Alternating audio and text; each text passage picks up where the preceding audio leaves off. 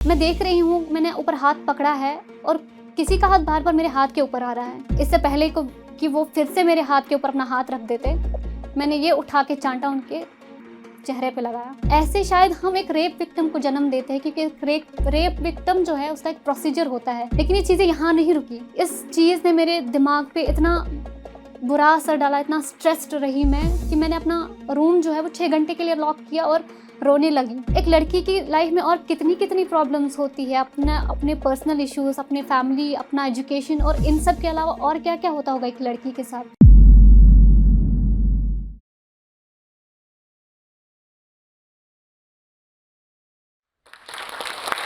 एक मिनट, शुरू करने से पहले आप में से कोई सामने आएगा? कोई भी आ जाइए। हाँ, आप आ जाइए। आप यहाँ मेरे से खड़े हो जाइए। मेरा हाथ पकड़िए, हाथ पकड़िए। ओके, अब आप जा सकते हैं। अभी इन्होंने मेरा हाथ पकड़ा और मुझे इनकी इंटेंशन पता चल गई कि ये बड़े सहमे से थे कि क्यों ये मुझे हाथ पकड़ने के लिए कह रही हैं। दरअसल हम जो ह्यूमंस हैं, हमें इंटेंशंस का पता चलता है कि जब आपके साथ कोई बात करता है क्यों करता है, और जब आपका हाथ पकड़ता है तो क्यों पकड़ता है। जब एक बाप आपके सिर पे हाथ रखता है तो आपको पता चल जाता है कि उसमें कितना प्यार है, और जब आप दोस्तों के साथ बैठते हैं तो उसमें भी आपको पता चलता है कि आप कितने कंफर्टेबल इनके साथ बैठ सकते हैं, क्योंकि वहाँ पे एक ट्रस्ट बॉन्ड होता है। लेकिन जब आपके साथ कोई अपना इस तरीके से आपको छुए, आपका हाथ पकड़े, जिसमें आप अनकंफर्टेबल फील करते हैं, वो कितना टॉक्सिक हो सकता है आपके लिए, ये किस्सा मैं आपको आज बताऊंगी। लेकिन उससे पहले मैं अपने बारे में कुछ बताना चाहूँगी। अस्सलाम वालेकुम, नमस्ते, सत श्री अकाल, केम छो, कसकाय एंड खमा गनी टू एवरीवन। मैं हूँ अनिका नज़ीर और मैं डिस्ट्रिक्ट कुपवारा से बिलोंग करती हूँ, जो जम्मू कश्मीर का एक डिस्ट्रिक्ट है। लेकिन मेरी पढ़ाई और पैदाइश जो है वो डिस्ट्रिक्ट श्रीनगर से हुई है। मतलब मेरी ज़िंदगी का जो ज़्यादा हिस्सा है वो डिस्ट्रिक्ट श्रीनगर में गुजरा है, या यूँ कहूँ तो शहर ख़ास बहुत ख़ास है मेरे लिए, क्योंकि इससे मेरी बचपन की कुछ खट्टी मीठी यादें जुड़ी हुई हैं। मुझे याद है जब मैं सिर्फ 7 साल की थी, तो हमारा जो स्कूल है वहाँ पे एक एनुअल फंक्शन होने वाला था, और उस एनुअल फंक्शन में एनुअल रिजल्ट्स भी आने वाले थे, और एक डिबेट कंपटीशन हुआ था स्कूल के अंदर, जहाँ 3-4 हज़ार बच्चे पढ़ते थे, उनमें हुआ था, और उसमें मैंने भी पार्ट लिया था। और जब एनुअल फंक्शन स्टार्ट हुआ, वहाँ सबके पेरेंट्स आए हुए थे, सब बच्चे थे, सब फैकल्टी थी।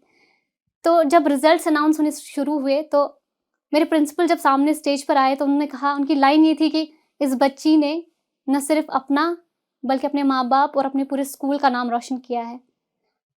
और ये बोल के मेरा नाम लिया, और मैं छोटी सी थी और खुशी से जल्दी जल्दी स्टेज पर जाके उनके सामने खड़ी हो गई, और उन्होंने मेरे हाथ पे एक ट्रॉफ़ी और एक सर्टिफिकेट थमा दी। मेरे छोटे छोटे हाथों में वो ट्रॉफ़ी और सर्टिफिकेट देख के मेरे माँ बाप को मैं जब वहाँ स्टेज से देख रही थी, और सब लोगों की तालियों की गूंज मुझे सुनाई दे रही थी, तो इसके बीच में मैं जल्दी से स्टेज से उतर के अपने माँ बाप के पास गई, और उन्होंने मुझे गले लगाया, और जैसे मुझे उन पर नज़र पड़ी, उनकी आंखों से वो खुशी के आंसू बह रहे थे, और पीछे वो तालियों की गूंज थी।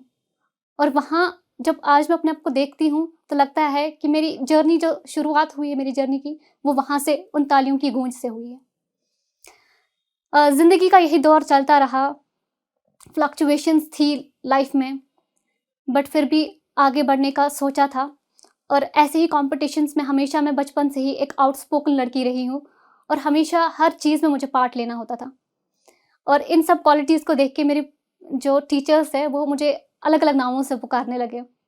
वर्सटाइल अनिका, ऑलराउंडर अनिका, ये सब मेरे नाम हुआ करते थे मेरे स्कूल में।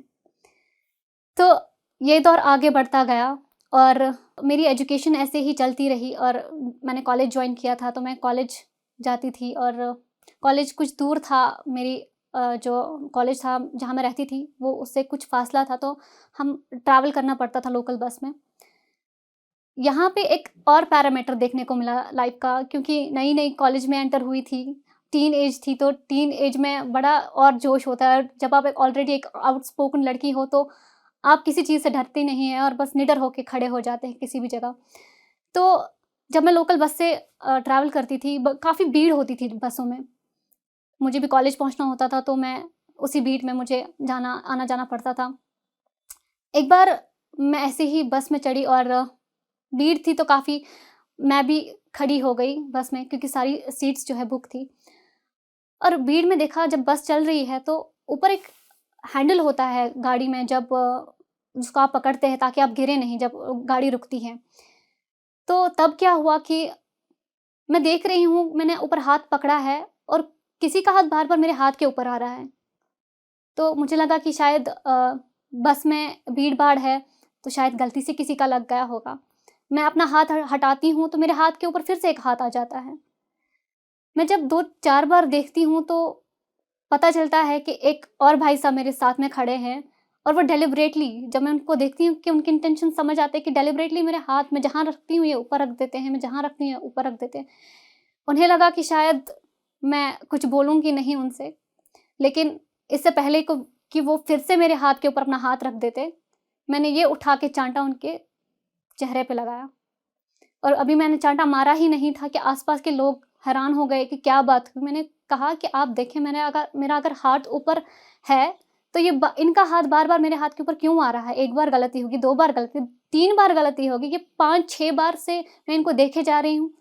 बस मेरा इतना बोलना था कि लोगों ने उसको उठा-उठा के पटक-पटक के गाड़ी से नीचे उतार दिया। लेकिन मैं थोड़ी-सी परेशान हो गई।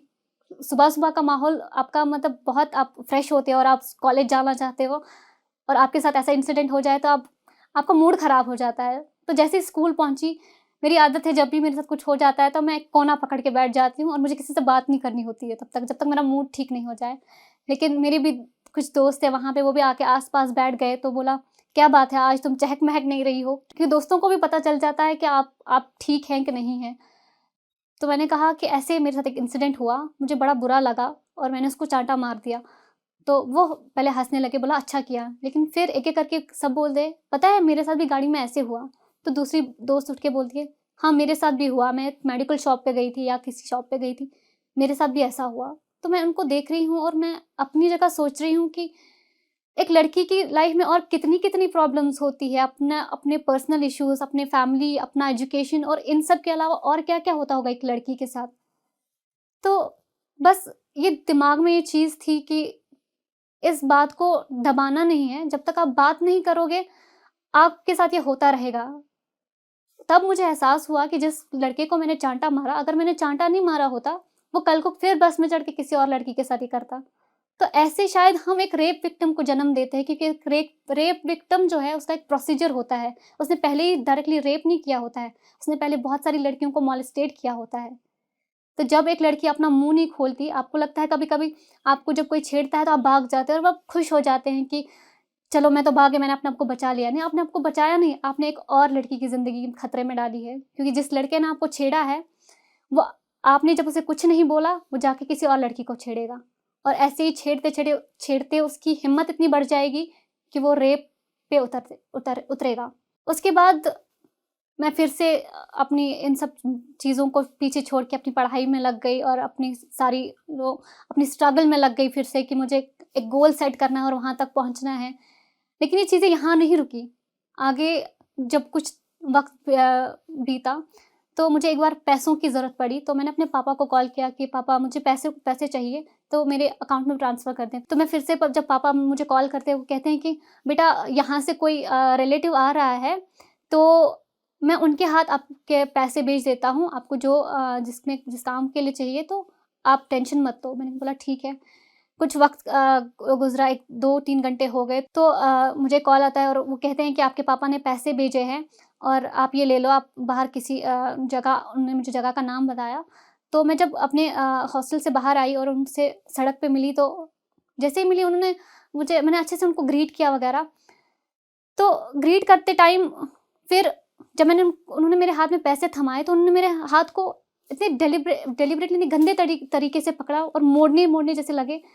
मुझे मैंने सीधे उनको धक्का देके पीछे कर दिया। लेकिन जो आउटस्पोकन लड़की हमेशा बोलती रहती थी, उसका गला चोक हो गया और वो बोल नहीं पाई कि क्योंकि जो सामने खड़ा इंसान था उसे वो जानती थी। वो एक नोन पर्सन था, उसका रिलेटिव जिसको उसने बचपन से देखा था, एक अच्छे रूप में। तो बस मैं वहाँ से निकली और अपने हॉस्टल के रूम में आ गई और वहाँ जब पहुँची तो इस चीज़ ने मेरे दिमाग पे इतना बुरा असर डाला, इतना स्ट्रेस्ड रही मैं कि मैंने अपना रूम जो है वो 6 घंटे के लिए लॉक किया और रोने लगी कि अपना जो कोई है जो आपको जानता है वो आपके साथ ऐसा कैसे कर सकता है। तो 2-3 दिन गुज़रे और मेरे घर से जब कॉल्स आती थी तो मैं स्ट्रेस्ड थी, लेकिन माँ-बाप जो होते हैं उनको पता चल जाता है कि हमारा बच्चा परेशान है। तो मेरी माँ मुझे कॉल करके पूछने लगी कि क्या बात है? क्या हुआ है आपके साथ? आप ऐसे क्यों हो? मतलब मुझे नहीं लग रहा है कि तुम ठीक हो। तो मैं रोने लगी और मैंने कहा कि ऐसे पापा ने भेजा था किसी को, तो उन्होंने मुझे ऐसे उन्हें गलत तरीके से मेरे हाथ पकड़ा। तो मेरी मम्मा बहुत गुस्सा आया उनको और वो टाइम था जब मेरी माँ एक खड़ी हो गई मेरे लिए स्टैंड लेने के लिए और उसी वक़्त उस आदमी के घर गई और वो मेरे पापा और मम्मा बात नहीं करते हैं आपस में। बट उस वक़्त मेरी मम्मा ने मेरे पापा को कॉल किया और बोला कि ऐसे हुआ है। तो फिर उसके बाद मेरी माँ और मेरे पापा दोनों वहाँ गए और उस इंसान को इतना सुनाया कि वो अपनी गलती उसने एक्सेप्ट की और मुझसे माफ़ी माँगी और उसकी पूरी फैमिली ने मुझसे माफ़ी माँगी। तो इस इंसिडेंट ने इतना मुझे स्ट्रेस्ड छोड़ा था कि ये इंसिडेंट तो ख़त्म हो गया, उस इंसान ने मुझसे माफ़ी भी माँगी, लेकिन मैं बहुत सहमी-सहमी सी रहने लगी। और इसी दौरान मेरा एक कॉन्टैक्ट एक ऑर्गनाइज़ेशन के साथ हुआ और जिसका नाम सेव यूथ सेव फ्यूचर है और मैं एज़ अ ऑडियंस वहाँ गई और जब मैं बैठी थी, जो स्ट्रेस था मेरे दिमाग में, उस इवेंट के दौरान वो जैसे ख़त्म हो गया। क्योंकि वहाँ पे मैंने बहुत सारे अपने जैसे यूथ को देखा जो अपने बारे में बात कर रहे थे और इस चीज़ ने मुझे बहुत अपनी तरफ खींचा कि नहीं, बात करना बहुत ज़रूरी है, हम कहीं सहम के नहीं बैठ सकते। तो ऐसे उनके इवेंट्स होते रहे और उनका मेरे साथ कॉन्टैक्ट जब हुआ, उन्होंने कहा कि आप एज़ अ स्पीकर आओ और ये बातें जो मेरे साथ इंसिडेंट्स हुए थे मैंने वहाँ पे बोले। तो वहाँ भी बहुत सारी लड़कियाँ गैदर होके मेरे पास आई, उन्होंने बोला हमारे साथ भी ऐसा होता है बट हम बोल नहीं पाते हैं। आपने बोला तो आपकी वजह से हम में भी अब हिम्मत आई कि हम अपने पेरेंट्स को बोले कि हमारे साथ ऐसा होता है। तो जब ये सब इंसिडेंट हुआ तो उन्होंने मेरे सामने एक ऑफ़र रखा कि हमारे साथ as a women's wing head काम करें आप। तो मुझे भी इस बोलने का बड़ा शौक था, तो मेरे लिए एक ये प्लेटफ़ॉर्म था कि मैं इसके थ्रू अपने आप को रिप्रेज़ेंट करूँ।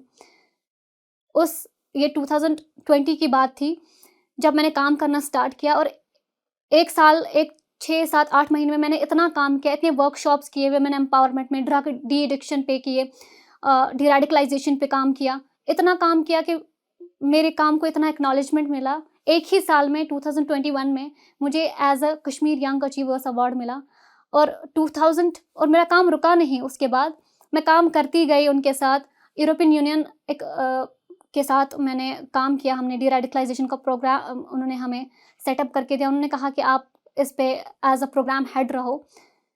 तो उस काम को भी मैंने इतना जल्दी समझा कि मैं लोगों के साथ घुल-मिल गई और उस प्रोग्राम को आगे बढ़ाया, यूथ पार्लियामेंट्स करवाए, वुमेन एम्पावरमेंट, वुमेन्स के जो स्पोर्ट्स के रिलेटेड जितने भी टूर्नामेंट्स हैं वो करवाए। तो इतना काम किया कि लोग और एक्नॉलेजमेंट देने लगे, इज़्ज़त देने लगे, सम्मान देने लगे और 2022 में वुमेन ऑफ स्टील अवार्ड से मुझे नवाज़ा गया। और सबसे बड़ा अवार्ड जो मुझे ज़िंदगी में मिला वो था कि अपनी सेल्फ रियलाइज़ेशन करने का, कि एक इंसान अगर चाहे तो कुछ भी कर सकता है, चाहे तो अपने लिए आवाज़ उठा सकता है और दूसरों की आवाज़ बन सकता है। और जब ये रियलाइज़ेशन दिमाग में आया तो एक थॉट जैसे दिमाग में आया और उसको मैंने लफ्ज़ों में ऐसे लिखा कि मुझे आसमान की बुलंदी अक्सर लुभा रही है, शायद मुझे मेरा मियार पता चला है, शायद मुझे मेरा स्टेटस पता चला है कि मैं क्यों हूँ इस दुनिया में और मेरा क्या काम है, उसको करने लगी मैं।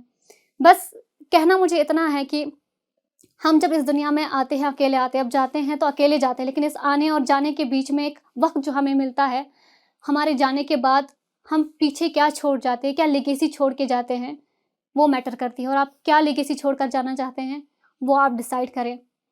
और मैं अपनी तरफ से हर एक लड़की को कहना चाहूँगी, अपने लिए ही नहीं बल्कि हर एक उस लड़की के लिए आवाज़ उठाओ जो बोल नहीं पाती है। आप दूसरों की आवाज़ बनो, अपनी आवाज़ बनो। कुछ लाइनें मैंने लिखी हैं आप लड़कियों के लिए। मैं उड़ान भरने से नहीं डरती, मैं आसमान में उड़ने का हौसला रखती हूँ। मैं उड़ान भरने से नहीं डरती, मैं आसमान में उड़ने का हौसला रखती हूँ। मैं बेटी हूँ तो क्या हुआ, मैं बेटी हूँ तो क्या हुआ, मैं बेटे से ज़्यादा हुनर रखती हूँ। इस वीडियो के बारे में अपनी राय नीचे कमेंट सेक्शन में हमें बताएं और अपने दोस्तों के साथ ये वीडियो शेयर करना ना भूलें।